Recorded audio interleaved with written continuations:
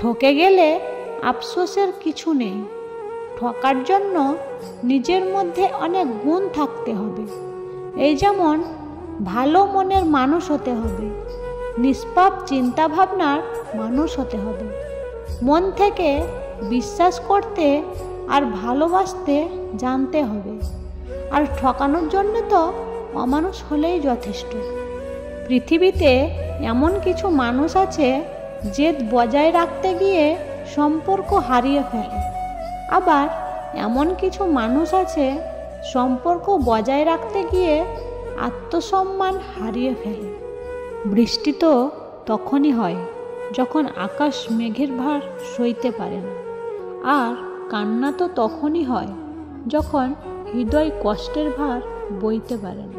কাউকে ঠকিয়ে নিজেকে বড় মনে করো না, হয়তো তোমার জন্য আরও বড় ঠকাবাজ অপেক্ষা করছে।